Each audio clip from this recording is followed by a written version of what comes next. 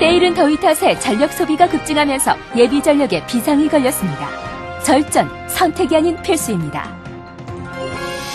총리실이 음식물 쓰레기 재활용 실태를 분석해 전문성을 중심으로 전면 개편했습니다. 총리실은 산림청과 공동으로 골재산업 규제 합리화 방안을 마련했습니다. 여러분 안녕하십니까? 때이른 더위 탓에 전력 소비가 급증하고 있습니다. 이대로 가다간 지난해 같은 사상 초유의 정전 사태가 발생하는 것 아닐까 하는 걱정이 앞서는데요.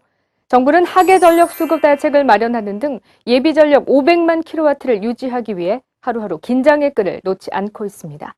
그 전력 공급이 안 좋은 상황에서는 저희들이 사전적으로 산업체와 수요 조절에 대한 것들을 협약을 맺어서 시행을 하고 있습니다. 그래서 올해는 100만 킬로와트 이상의 수요 조절을 하고 있고요. 이에 대해서 정부는 2천억 원 정도의 그 지원을 한 바 있습니다. 이렇듯 올해의 전력 공급 사정은 매우 안 좋은 상황입니다. 김황식 국무총리는 7일 전력거래소를 방문해 현재 전력 수급이 심각한 상황이라며 국민적 협조와 동참만이 전력 대란을 방지하고 예산을 줄이는 유일한 방법이라고 강조했습니다. 우리나라의 1인당 전력 소비량은 OECD 평균보다 10%가 높고 이 격차는 갈수록 커지고 있습니다. 후쿠시마 원전 사태 이후 이웃나라 일본 정부와 국민이 전기를 절약하는 모습은 우리에게 시사하는 바가 큰데요.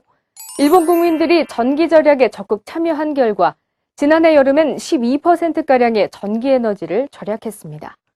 에너지시민연대 등 시민단체들은 전기 절약 대한민국을 다시 뛰게 합니다란 슬로건 아래 지난 7일 서울 무역전시장에서 절전 캠페인을 벌였습니다. 자, 오늘부터 나만의 절전 계획을 세워 실천해보는 건 어떨까요? 다음 소식입니다. 하루에 버려지는 음식물 쓰레기는 얼마나 될까요? 자그마치 하루에 14,000톤, 연간 18조 원가량이 공중부양하고 있는 거죠. 정부는 2005년부터 음식물 쓰레기를 사료나 퇴비 등으로 재활용하기 위해 제도나 시설을 마련해왔지만 재활용 제품의 품질과 유통체계에서 많은 문제가 지적됐는데요. 총리실이 개선 방안을 들고 나왔습니다.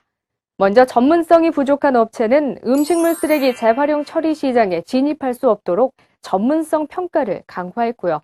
사료나 퇴비로 다시 태어난 음식물 쓰레기가 적정 품질을 유지하도록 농식품부와 환경부가 공동으로 관리하는 시스템을 마련하기로 했습니다.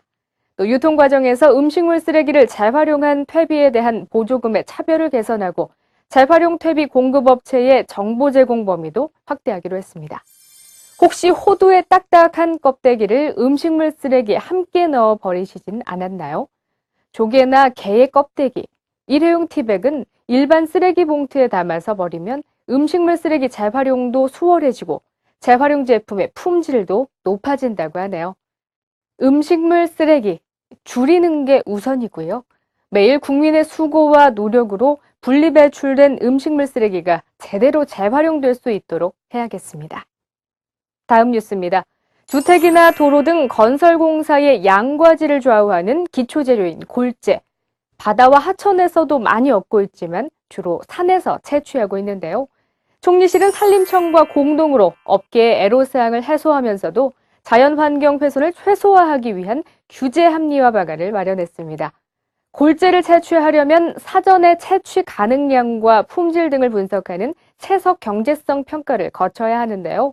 지금 보시는 것처럼 경관 조성에 사용되는 석재는 압축 강도나 내구성 등이 특별히 요구되는 건 아닌데요. 때문에 앞으로는 이런 조경용 석재는 경제성 평가 대상에서 제외하기로 한 거죠.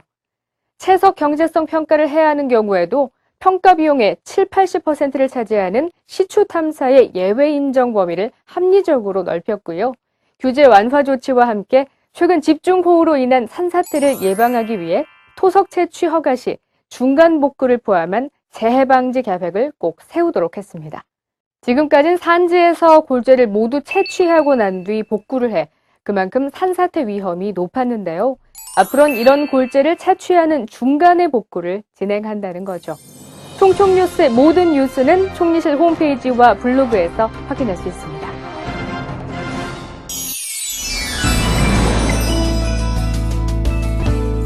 이름만 들어도 울컥해지는 말. 바로 어머니가 아닐까요? 작가 김주영 선생님은 얼마 전 자전적 장편소설 잘 가요 엄마를 출간했습니다. 남편에게 버림받고 홀로 자신을 키우는 어머니가 얼마나 힘든 삶을 살았는지, 먹고 살기 위해 어쩔 수 없이 한 재혼임을 알면서도 어머니를 그토록 냉랭하게만 대했는지, 작가는 자신의 어머니이자 우리 시대 모든 어머니의 삶을 절절한 회한을 담아 그리고 있습니다.